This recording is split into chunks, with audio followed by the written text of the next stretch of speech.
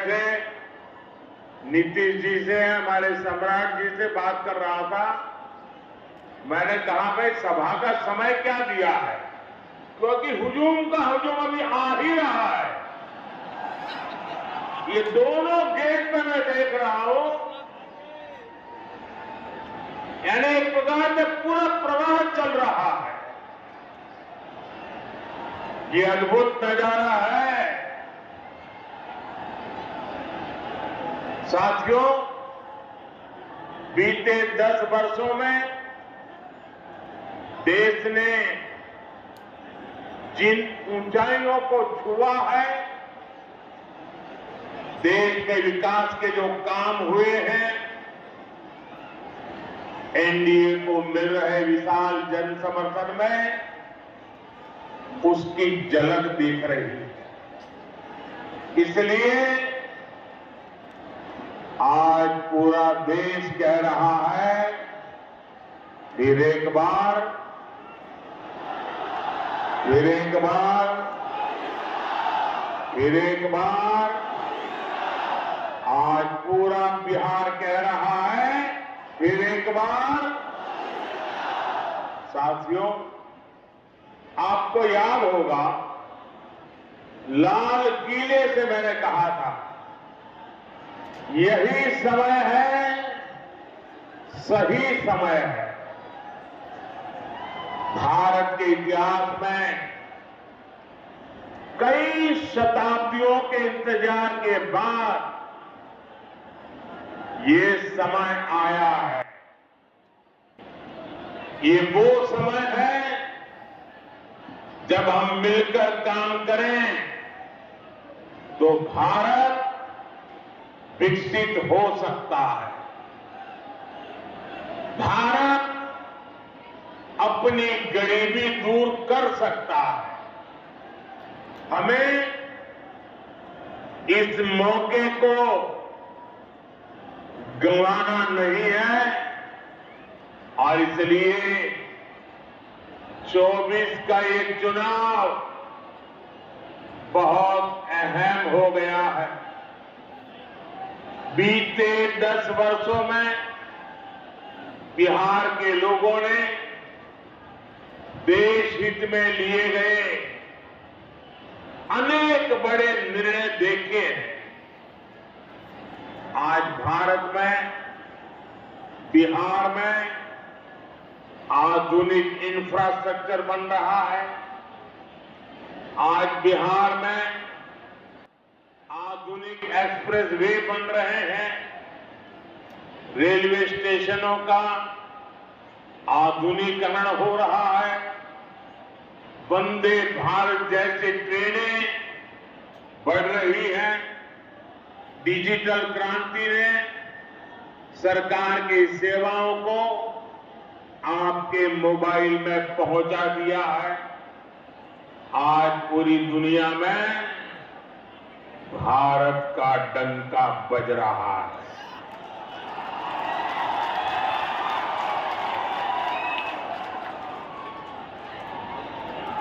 आप मेरी बात से सहमत हैं? भारत का डंका बज रहा है, यूरोप का डंका बज रहा है, ऑस्ट्रेलिया में डंका बज रहा है, न्यूजीलैंड में डंका बज रहा है, अफ्रीका में डंका बज रहा है, अमेरिका में डंका बज रहा है। कैसे? ये कैसे हो रहा है? कैसे हो रहा है? कैसे हो रहा है? आपने गलत जवाब दे दिया। ये मोदी के कारण नहीं हो रहा है,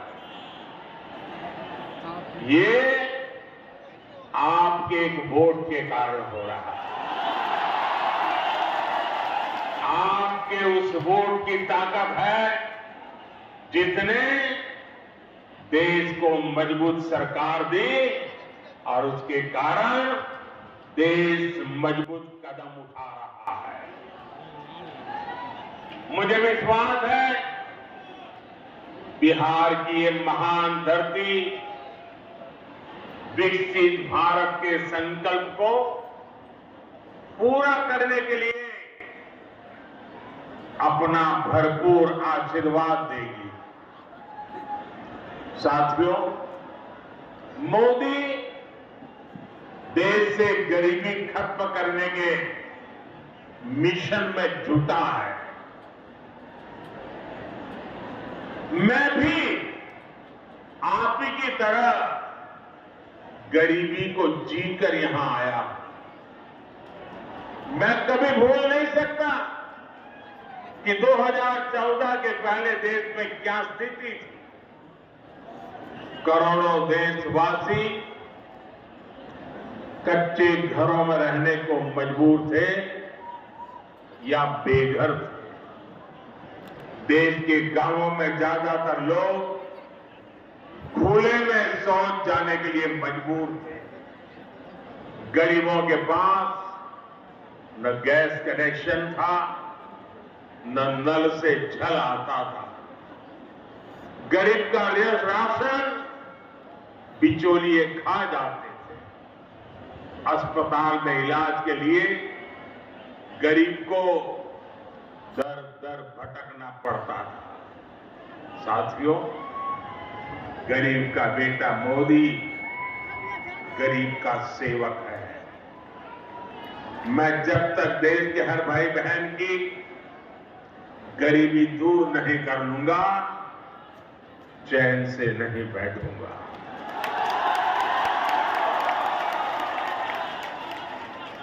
बीते 10 वर्षों में गरीब कल्याण के लिए जो काम हुआ वो आजादी के बाद के 6 दशकों में भी नहीं हुआ। इसी का नतीजा है कि 10 वर्षों में 25 करोड़ लोग गरीबी से बाहर आए हैं। जब नीयत सही होती है, हौसले बुलंद होते हैं, तो नतीजे भी मिलते ही हैं। और साथियों, अगर मैं आपको ही पूछूंगा तो आप इस सरकार के अनगिनत काम बता देंगे। हर इलाके का लोग बोलेंगे हाँ हमारे यहां ये हुआ। हर परिवार कहेगा हाँ हमारे यहां ये हुआ। 10 साल में इतना काम, इतना तेजी से काम पहले कभी किसी ने कल्पना नहीं की थी। उतनी तेजी से आज काम हो रहा है। लेकिन भाइयों बहनों, आपको लगता होगा साभी सर्वे वाले कहते हैं कि भाई इस बार तो 400 पार पक्का है। सारे अखबार वाले लिखते हैं 400 पार पक्का है। सब लोग कहता है कि भाई एनडीए का जय जयकार है।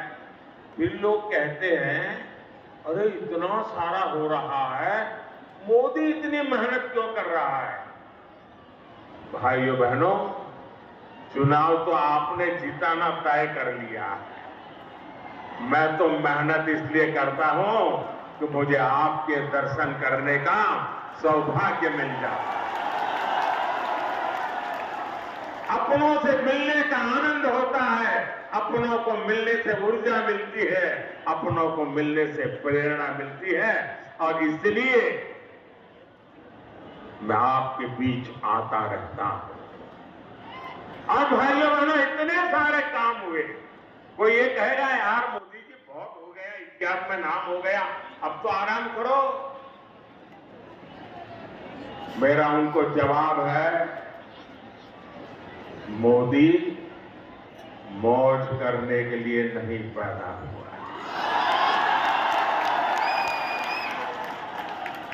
मोदी मेहनत करने के लिए ही जन्मा है, और वो भी 140 करोड़ देशवासियों के लिए। अब तक बहुत हुआ है, बहुत किया है, लेकिन मोदी का मन तो यही कहता है कि ये तो अभी ट्रेलर है।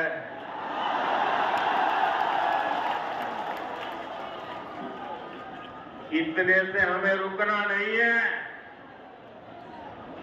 अभी तो गाड़ी टॉप गियर में ले जाना है। अभी तो रनवे पर है, नई ऊंचाइयों को पार करना है। अभी तो बहुत कुछ करना है। हमें देश को, बिहार को नई ऊंचाई पर लेकर जाना है। साथियों, बिहार और नवादा के हमारी माताओं बहनों को लंबे समय तक जंगल राज के अंधेरे में अपना जीवन गुजारना पड़ा है। बिहार में वो भी समय था जब हमारी बहन बेटियों को सड़क पर निकलने से डर लगता था। नीतीश बाबू के प्रयासों से, हमारे सुशील मोदी जी के अथक प्रयासों से बिहार इस जंगल राज से बाहर निकला। अभी नीतीश जी विस्तार से बता रहे थे कि जंगल राज के समय शिक्षा की, स्वास्थ्य की, अन्य सुविधाओं की कैसी हालत थी। नीतीश जी के नेतृत्व में बिहार उन परिस्थितियों से बाहर निकला है। अब हर बहन के पास उसके इस भाई की, मोदी की गारंटी भी है। आज 12 करोड़ घरों में बने इज्जतघर महिलाओं के सम्मान की गारंटी है। आज बिहार में करीब 1.25 करोड़ उज्ज्वला सिलेंडर धुएं से आजादी की गारंटी है। अकेले नवादा में ही 2 लाख से ज्यादा उज्ज्वला कनेक्शन है। बिहार के गरीबों को मिले 37 लाख पीएम आवास, महिलाओं की सुरक्षा और सुविधा की गारंटी है। बिहार के 8.5 करोड़ लोगों को मिल रहा मुफ्त राशन इस बात की गारंटी है कि किसी मां की संतान भूखे पेट नहीं सोएगी। इतना ही नहीं, तीसरे कार्यकाल में अभी तो मोदी की कई और गारंटी आने वाली है। अब मोदी की गारंटी है कि गांवों की 3 करोड़ बहनों को लखपति दीदी बनाएंगे। अब मोदी की गारंटी गांव और गरीब परिवार की बहनों को ड्रोन पायलट बनाने की है। मोदी ने पीएम सूर्यघर मुफ्त बिजली योजना भी शुरू की है, ताकि गरीबों का बिजली का बिल, मध्यम वर्ग का बिजली का बिल 0 हो जाए, शून्य हो जाए। लेकिन साथियों, मोदी की ये गारंटियां कांग्रेस, आरजेडी वाले, इंडी गठबंधन वालों को परेशान कर रही है, उनको पसंद नहीं आ रही है।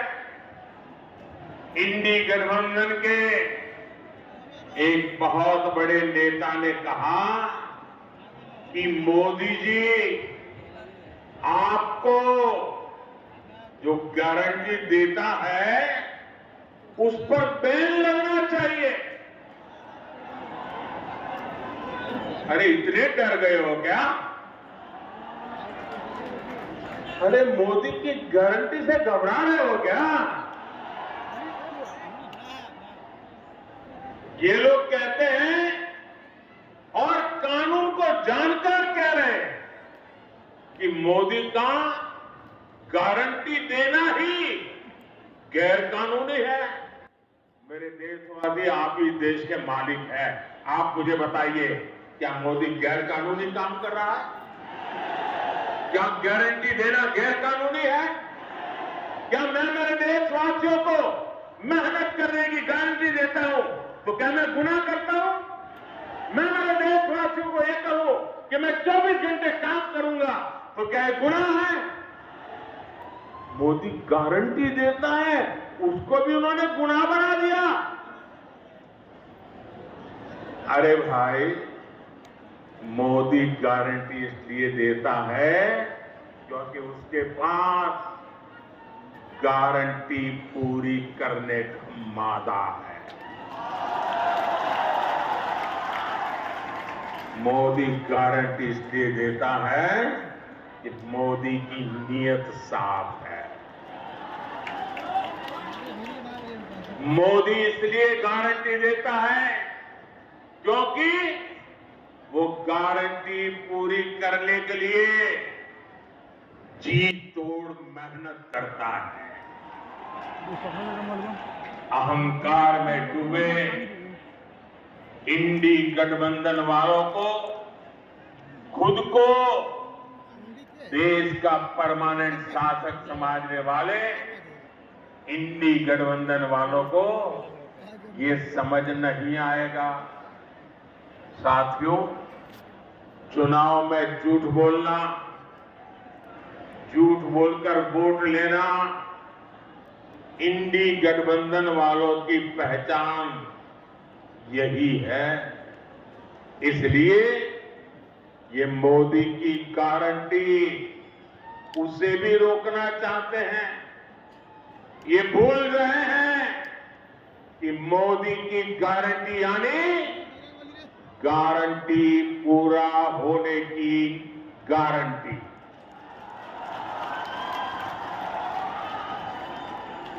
मोदी ने कश्मीर में 370 खत्म करने की गारंटी दी। नतीजा क्या हुआ? नतीजा क्या हुआ? 370 गई कि नहीं गई? गई कि नहीं गई? ये बाबा साहब आंबेडकर के संविधान की बातें करते हैं, लेकिन ये इंडी गठबंधन वाले जवाब दें। इतने साल आपने राज किया, संविधान के नाम में गीत गाते रहते हो, लेकिन आपने जम्मू कश्मीर में बाबा साहब आंबेडकर का संविधान लागू नहीं होने दिया था। ये मोदी है जो बाबा साहब आंबेडकर के संविधान को जम्मू कश्मीर की धरती पर भी ले गया, इतने सालों के बाद ले गया। और आप कमाल देखिए, कांग्रेस के राष्ट्रीय अध्यक्ष, छोटा पद नहीं है, उन्होंने भी भाषण किया। उन्होंने ये कहा, और वो कहीं शायद राजस्थान में बोल रहे थे, उन्होंने कहा कि भाई यह राजस्थान में आकर के 370 का क्या लेने देना, मोदी यहां आकर के 370 की बात क्यों करता है। ये सुनकर के मुझे बहुत शर्म आई दोस्तों। क्या जम्मू कश्मीर हमारा है कि नहीं है?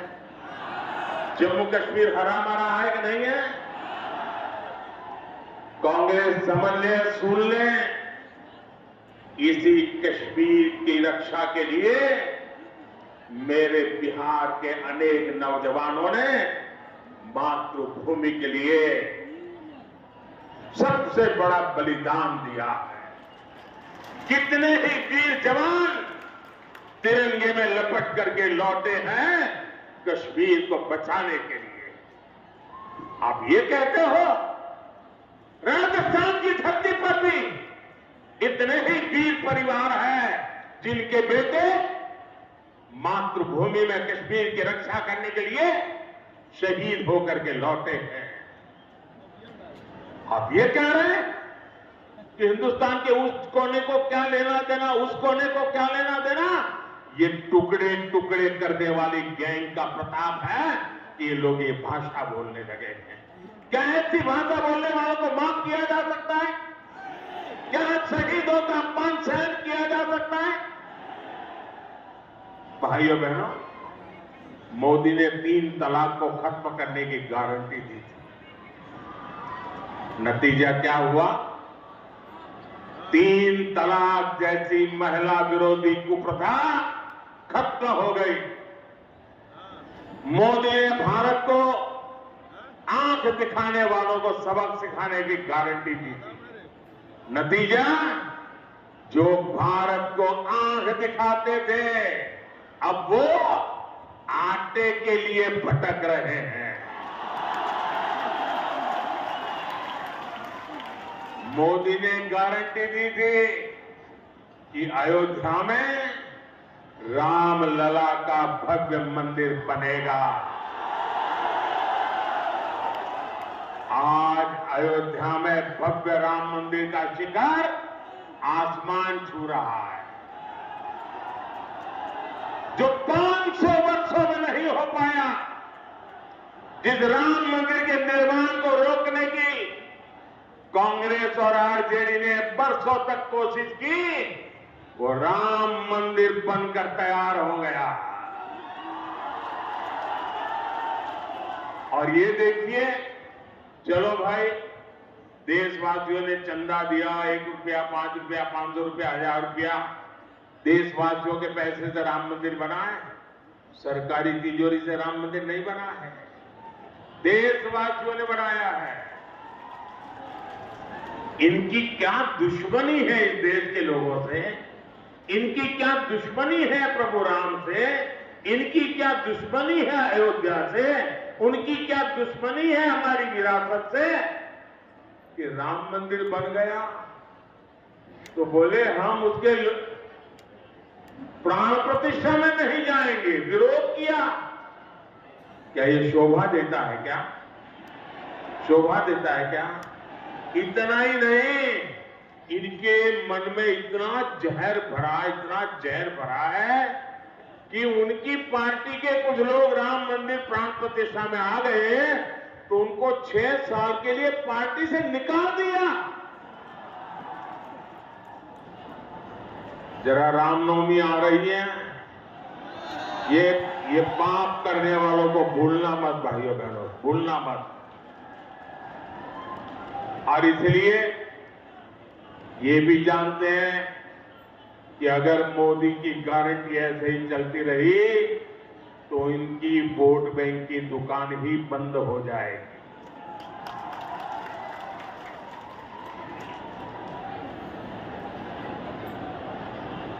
और इसलिए ये लोग मोदी की गारंटी का विरोध कर रहे हैं। साथियों, इंडी गठबंधन के पास न विजन है न विश्वसनीयता। दिल्ली में जो लोग एक साथ खड़े होते हैं, अलग अलग राज्यों में वही एक दूसरे को गाली देते हैं। यहां बिहार में तो गजब हाल चल रहा है। यहां इंडी गठबंधन एक उम्मीदवार खड़ा करता है तो दूसरा नेता कहता है कि असली उम्मीदवार वो है। यहां आपस में ही सिर फुटबॉल मची है। ये मजबूरी में साथ आए लोग हैं और इनकी मजबूरी का एक ही नाम है सत्ता का स्वार्थ। इंडी गठबंधन यानी भ्रष्टाचारियों का ठिकाना। इंडी गठबंधन यानी देश विरोधी नफरती ताकतों का ठिकाना। आप इनके बयान देख लीजिए। इंडी गठबंधन वाले सनातन धर्म को समाप्त करने की बात करते हैं। इंडी गठबंधन वाले भारत के एक और विभाजन करने की बात करते हैं। कांग्रेस पार्टी के नेता खुलेआम बयान दे रहे हैं कि वो दक्षिण भारत को अलग कर देंगे। 2 दिन पहले कांग्रेस ने जो अपना घोषणा पत्र जारी किया है उसमें भी मुस्लिम लीग के विचारों की छाप है। कांग्रेस ने घोषणा पत्र नहीं, तुष्टीकरण पत्र जारी किया है। साथियों, पूरे देश में चुनाव की हलचल बढ़ रही है, लेकिन ऐसा चुनाव है जिसमें विपक्ष के लोग गठबंधन बनाकर भ्रष्टाचारियों को छुड़ाने की रैली तो कर रहे हैं।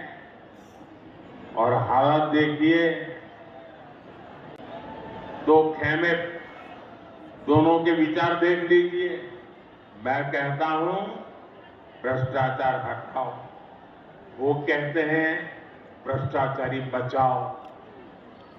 आप मुझे बताइए, देश तोड़ने की बात करने वाले भ्रष्टाचारियों का समर्थन करवाने वाले, सनातन धर्म को खात्मे की बात करने वाले, इन लोगों को बिहार माफ करेगा क्या? बिहार माफ करेगा क्या? कांग्रेस, आरजेडी आपका एक भी वोट पाने के हकदार नहीं है। इन लोगों को सत्ता और भ्रष्टाचार की लत लग चुकी है। सत्ता से दूर जाते ही ऐसे छटपटाने लगते हैं जैसे मछली को पानी से बाहर निकाल दिया गया। इसलिए इन्हें सत्ता से दूर रखना बहुत जरूरी है। साथियों, मुझे कल दिल्ली में कुछ लोग बता रहे थे, क्योंकि मैं देख रहा हूं कि ये इंडी गठबंधन इस चुनाव के मैदान में कहीं नजर नहीं आ रहा, उनके नेता नहीं आ रहे। तो मैंने जरा पूछताछ की, मैंने मामला क्या है, ठंडे पड़े हो? वैसे उनके नेता ने बयान भी कर दिया कि हमारे लोग बहुत सुस्त है, ठंडे हैं, कुछ करना नहीं चाहते। तो उन्होंने कहा, इंडी गठबंधन के वरिष्ठ नेतागिरी में पिछले 15 दिन से बहुत तूफान चल रहा है। तो मैंने कहा, क्या तूफान चल रहा है? बोले उनके एक नेता ने हट पकड़ करके बैठे हैं कि जब तक इंडी गठबंधन उन्हें प्रधानमंत्री का उम्मीदवार घोषित नहीं करेगा, वो एक भी चुनाव प्रचार में नहीं जाएंगे। अब ये हाल है उनका, वो बता नहीं पा रहे हैं उनका नेता कौन है, और अंदर अंदर लड़ रहे हैं। इंडी गठबंधन वाले कहते हैं कि फिर अभी नहीं, चुनाव नतीजे आने के बाद तय करेंगे। अब वो अड़ करके बैठ गए हैं और वो कहते हैं जब तक मुझे नेता घोषित नहीं करोगे, मैं कोई रैली करने वाला नहीं हूं। अब ये समझा रहे हैं, पता नहीं समझ जाए नहीं समझ जाए, लेकिन ये हाल है उनका। साथियों, मैंने हमेशा कहा 140 करोड़ देशवासी मेरा परिवार, और ये सिर्फ शब्द नहीं है, मेरी भावना है, आपका सपना भी मेरा संकल्प है। नवादा के लोगों की आकांक्षाओं को पूरा करने के लिए भाजपा ने हमारे साथी मित्र विवेक ठाकुर जी को उम्मीदवार बनाया। उनको दिया गया एक एक वोट मोदी को मजबूत करेगा। 19 अप्रैल को कमल छाप, उस पर दिया गया हर वोट विकसित भारत के संकल्प को मजबूत करेगा। आप यहां से जाकर नवादा के जन जन तक मेरा प्रणाम भी जरूर पहुंचाइएगा। मेरे साथ